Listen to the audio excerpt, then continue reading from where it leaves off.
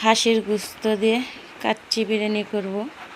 কয়েকদিন ধরে আমার ছেলে কাচ্চি বিরিয়ানি খাবে।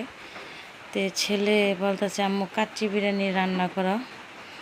ছেলে বলতেছে দরকার পড়লে মুরগির গোস্ত দিয়ে আমার রান্না করে দাও বিরিয়ানি। কি আর করবো, তো রান্না করে দিতেই হবে। সব কিছু প্রস্তুতি করেছি কাচ্চি রান্নার জন্য। আমি কোনো সময় কাচ্চি রান্না করিনি, এমনি অন্যান্য রান্না করেছি। আমার আম্মাই সব কিছু করে দেয় মাঝে মাঝে। আমার মা তো সবসময় খোঁজ খবর নেয়, মা বোন বাবা সবাই খোঁজ খবর নেয়। অনেকেই আমার সম্বন্ধে জানেন, অনেকেই জানেন না। অনেকেই জিজ্ঞেস করেন জুলেখা আপু আপনার কিসের কষ্ট। যারা জানেন তো জানেনই, তাই না? আর একটা কথা কি, কষ্ট সবারই আছে, কম আর বেশি। কিন্তু কিছু কিছু কষ্ট আছে আজীবনের কষ্ট। সব কথাই কিন্তু সবার সাথে শেয়ার করা যায় না। তো ভাবলাম রান্না করি, আপনাদের সাথে কিছু কষ্টের কথা শেয়ার করি, ভালো লাগে। আসলে কিছু কষ্টের কথা বলতে পারলে মন কিন্তু হালকা হয়।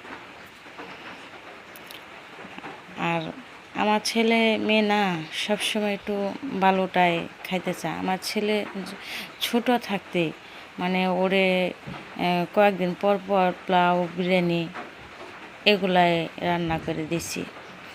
কারণ তখন আমাদের কোনো অভাব ছিল না, সুখের সংসার ছিল।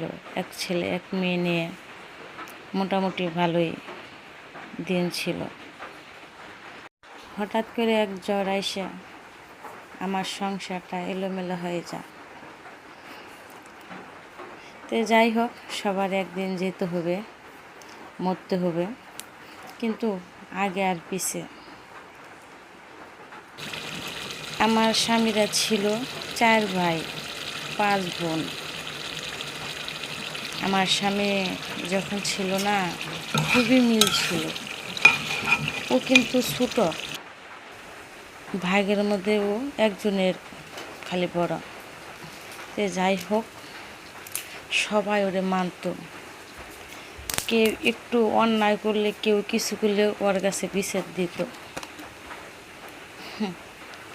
আর আমার ছেলে মেয়ে বাড়ি মানে সবাই আদর করতো, অন্যরকম চোখে দেখত।